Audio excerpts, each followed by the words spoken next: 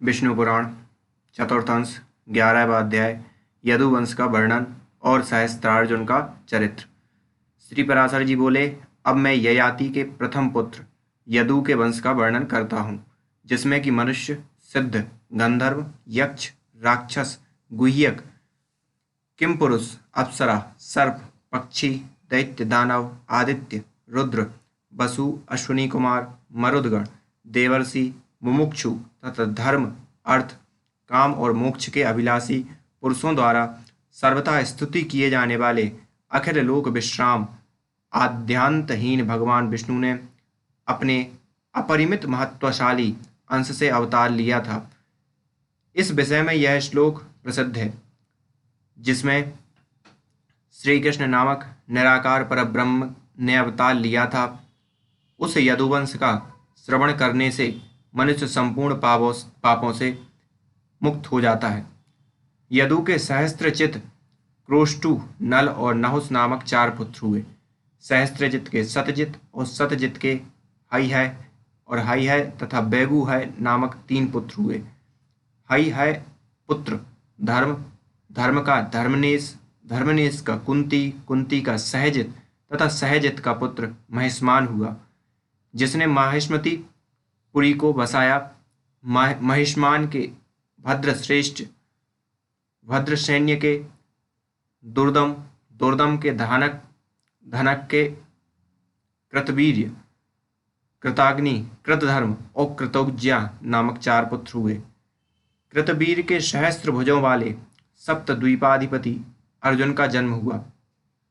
सहस्त्रार्जुन ने अत्रि कुल में उत्पन्न भगवद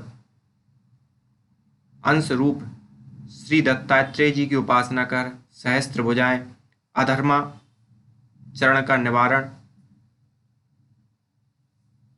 स्वधर्म का सेवन, युद्ध के द्वारा संपूर्ण पृथ्वी मंडल का विजय, धर्मानुसार प्रज्ञा पालन, शत्रुओं से अपराजय तथा त्रिलोक प्रसिद्ध पुरुष से मृत्यु, ऐसे कई वर मांगे और प्राप्त किए थे। अर्जुन ने इस संपूर्ण सप्तद्वीपवती पृथ्वी का पालन तथा 10,000 यज्ञों द्वारा अनुष्ठान किया था। उसके विषय में यह श्लोक आज तक कहा जाता है। यज्ञ, दान, तप, विनय और विद्या में कार्तवीर्य सहस्त्रार्जुन की समता कोई भी राजा नहीं कर सकता। उसके राज्य में कोई भी पदार्थ नष्ट नहीं होता था। इस प्रकार उसके बल, पराक्रम, आरोग्य और संपत्ति को सर्वथा सुरक्षित रखते हुए 85,000 वर्ष राज्य किया। एक दिन जब वह अतिशय मद्यपान से व्याकुल हुआ नर्मदा नदी में जल क्रीड़ा कर रहा था, उसकी राजधानी माहिष्मतीपुरी दिग्विजय के लिए आए हुए संपूर्ण देव, दानव, गंधर्व और राजाओं के विजय मद से उन्मत्त रावण ने आक्रमण किया। उस समय उसने अनायास ही रावण को पशु के समान बांधकर अपने नगर के एक निर्जन स्थान में रख लिया। इस सहस्त्रार्जुन का 85,000 वर्ष व्यतीत होने पर भगवान नारायण के अंशावतार परशुराम जी ने वध किया था। इसके 100 पुत्रों में से शूर, सूरसेन, वृषसेन, मधु और जयध्वज ये 5 प्रधान थे। जयध्वज का पुत्र तालंजग हुआ और तालंजग के तालंजंग नामक 100 पुत्र हुए।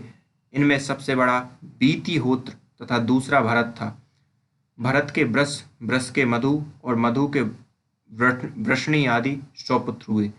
वृषणी के कारण यह वंश वृषणी कहलाया और मधु के कारण इसकी मधु संज्ञा हुई और यदु के नामानुसार इस वंश के लोग यादव कहलाए। इति श्री विष्णु पुराणे चतुर्थांशे 11वां अध्याय।